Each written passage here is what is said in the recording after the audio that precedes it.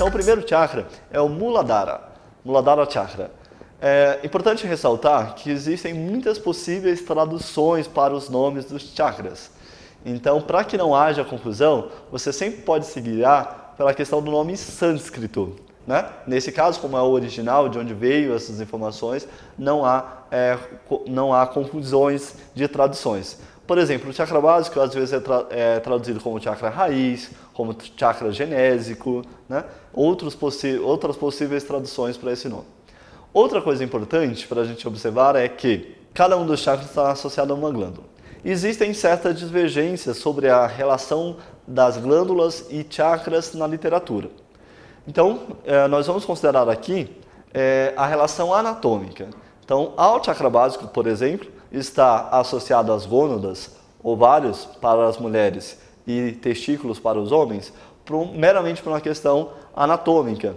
Uma vez que a adrenal, que também é às vezes associado a esse chakra, ela está mais superior e muito mais próximo, né, da relação energética com o chakra umbilical do que propriamente as gônadas, né?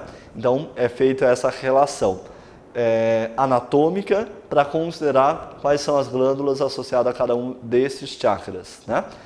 E aí nós vamos ter aí, além das gônadas, né, e, portanto, a energia desse chakra está associado à energia sexual, à questão da libido, né, os hormônios que são produzidos por essas glândulas, elas vão determinar a questão da energia sexual. Então, quando nós utilizamos uma cor, né, sobre essa região, o vermelho essencialmente aumenta a produção desses hormônios e, portanto, aumenta a libido, né, aumenta a energia sexual, aumenta a disposição, a vitalidade, né? Então nós vamos fazer sempre essa relação entre uma glândula e um chakra. E aí nós vamos poder, então, colocar as informações dessas glândulas na avaliação, né? Então, ao avaliar o nosso paciente, uma das perguntas importantes para a gente saber como está a energia do chakra básico é, então, entender, por exemplo, no caso das mulheres, como que é o ciclo menstrual, quantas gestações essa mulher já teve, se teve, abortos espontâneos ou não, né? Se já teve problemas ginecológicos. Então, todos esses problemas associados ao ovário, útero, estão associados à energia do chakra básico. Então, a gente pode pensar assim, ó, se a energia do chakra básico estiver equilibrada, em quantidade suficiente, com qualidade adequada, há um funcionamento pleno dos órgãos, estruturas e emoções e pensamentos associados a esse chakra. Do contrário, se houver uma deficiência ou um excesso ou uma estagnação dessa energia, como já comentamos, então vão passar a surgir os sintomas. Então a gente pode, a partir dos sintomas, desconfiar do não funcionamento adequado ou a não circulação da forma harmoniosa da energia que compõe esse chakra. Quando a gente pensa aí em um verbo, nós vamos associar a cada um dos chakras também um verbo. O verbo associado ao chakra básico é o ter. Então esse indivíduo, ele está muito preocupado com a questão da segurança, com essa questão da sobrevivência. Sobrevivência é uma outra palavra importante aí associada a esse chakra. Lembra que nós falamos que o vermelho está associado à própria concepção da vida, à própria ideia de vida? Então sobrevivência também é algo bem importante para o chakra básico.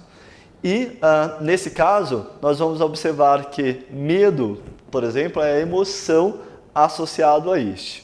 Então, pouca energia desse chakra gerará condições de medo, fobias, né? Muita energia desse chakra vai gerar alguém muito impetuoso, muito corajoso, né? Audacioso e destemido.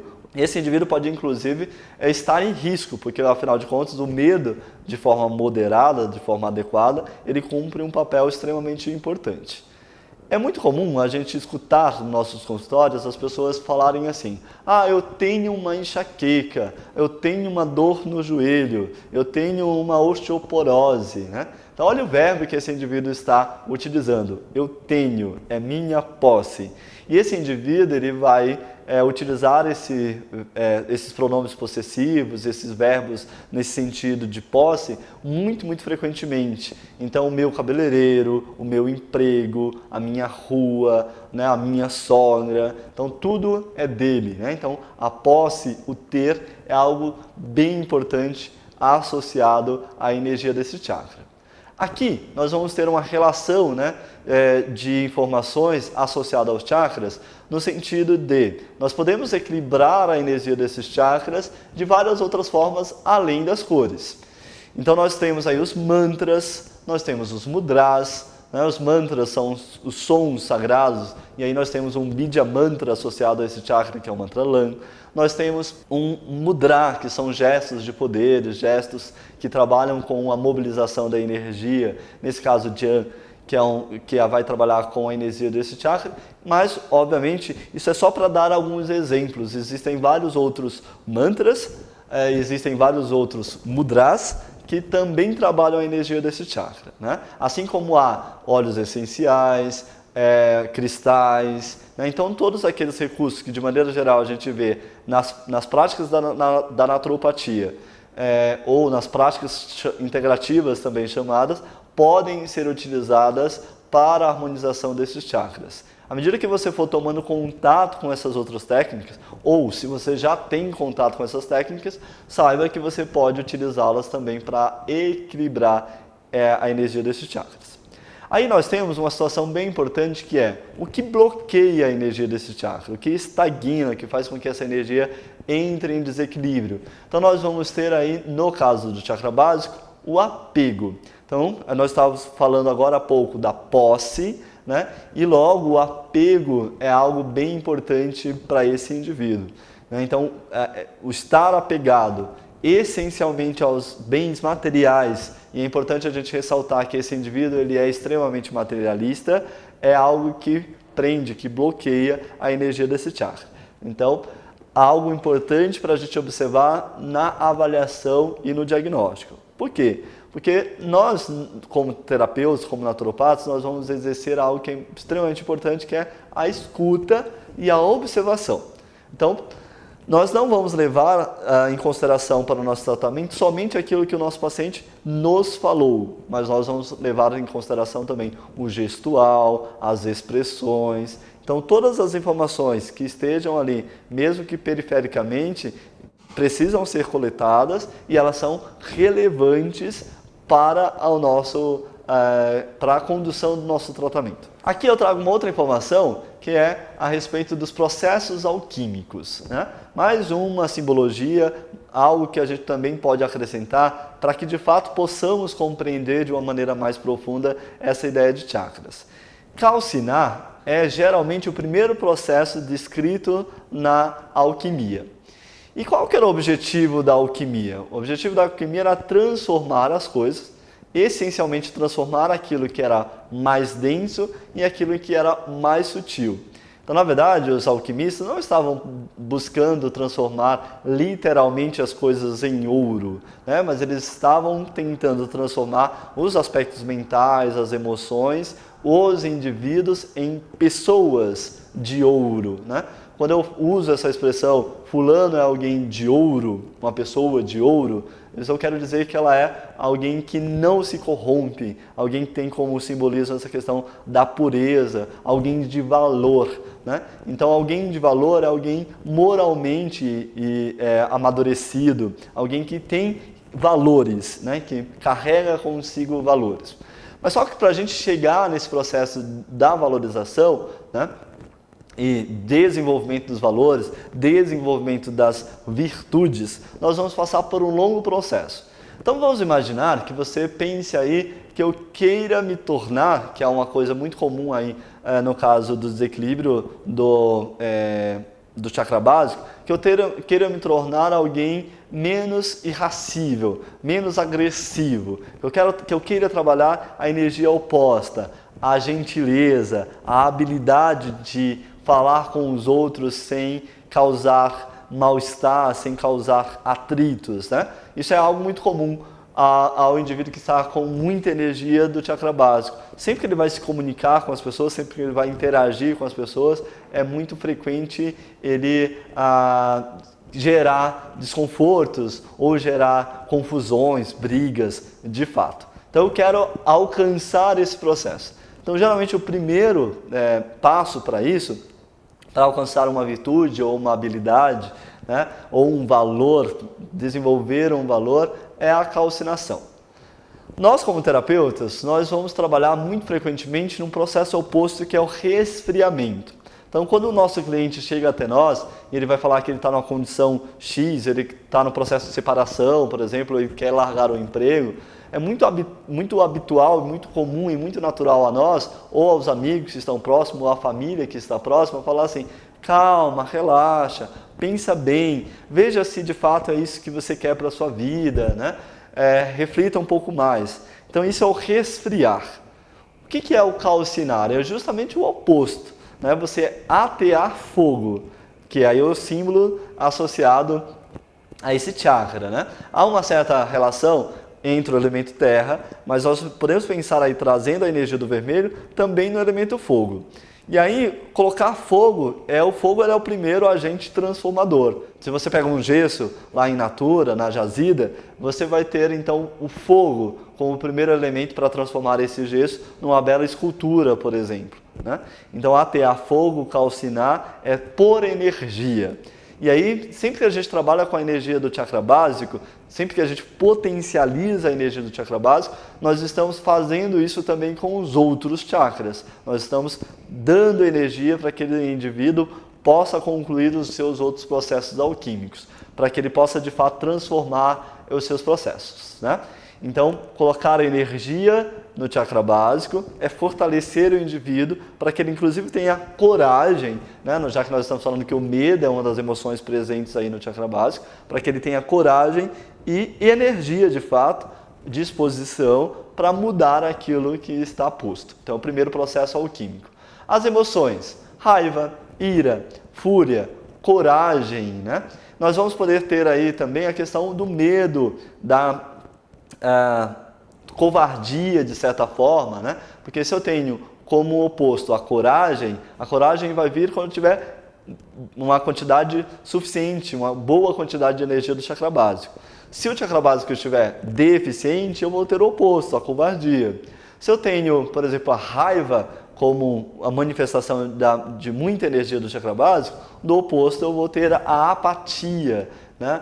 A exaustão como reflexo, né? Eu tenho aí a questão do medo também como sintomas de emoções que representam uma deficiência desse chakra. Aí nós vamos ter óleos essenciais, o vetiver, que é uma raiz, então está associado a essa parte do elemento terra, né, da parte inferior do corpo.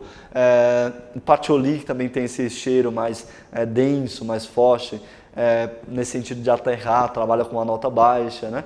Os cristais. Na utilização dos cristais, nós vamos perceber que as cores costumam ser uma das principais, se não a principal referência para a ação daquele cristal. Então, quando a gente pensa em um cristal vermelho, ele fortalece, ele potencializa a energia do chakra básico, que é o caso da granada.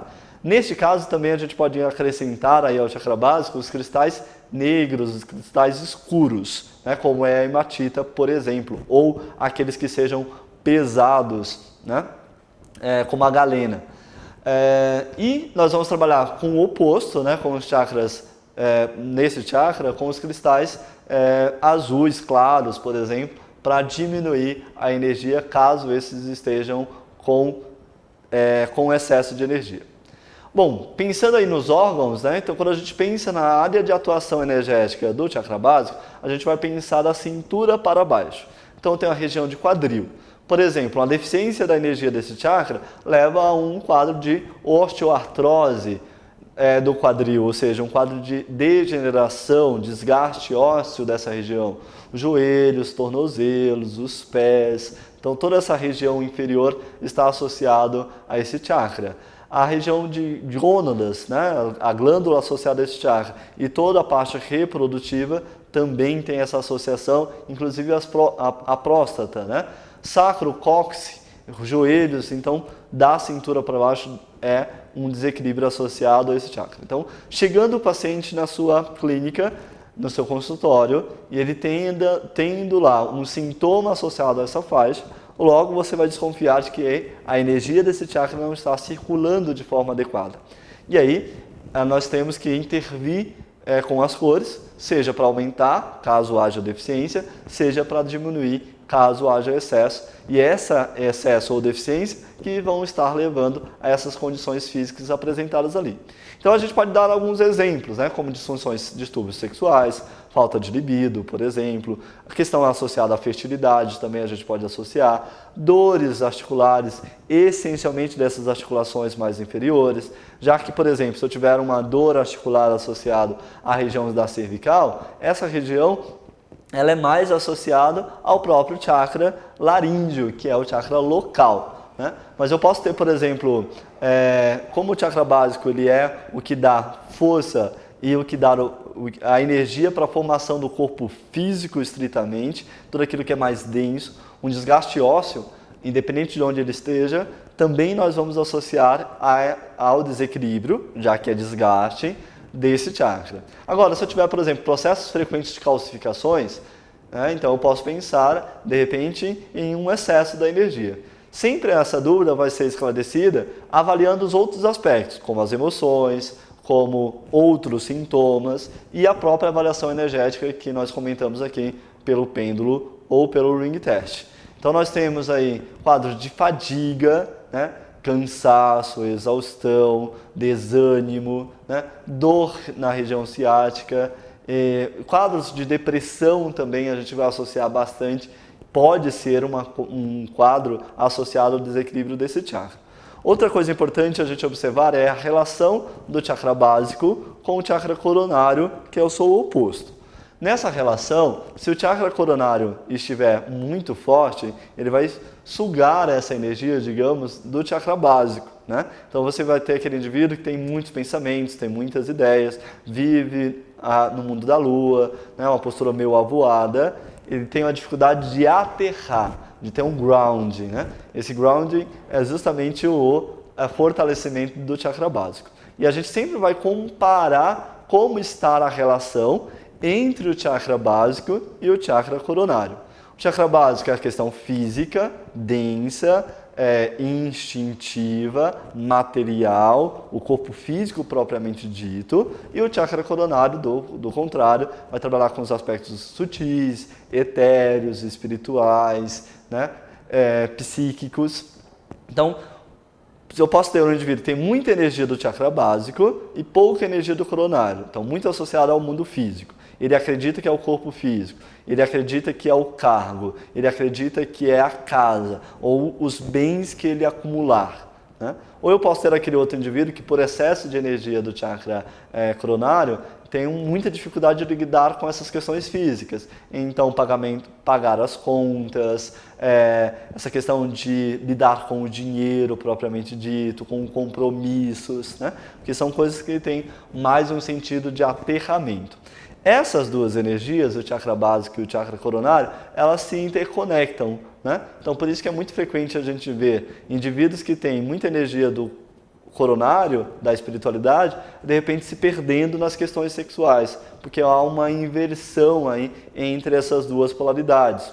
Tem um símbolo muito importante para a gente nas práticas integrativas, que é o Uroboro, que é a cobra que morde a própria cauda. Então, esses dois chakras, esses dois centros, o básico e o coronário, eles representam essas polarizações. Então, muita energia no chakra básico pode levar a desequilíbrios do chakra coronário e o oposto, muita energia do chakra coronário pode levar a desequilíbrio do chakra básico. E é sempre importante a gente avaliar a relação entre esses dois.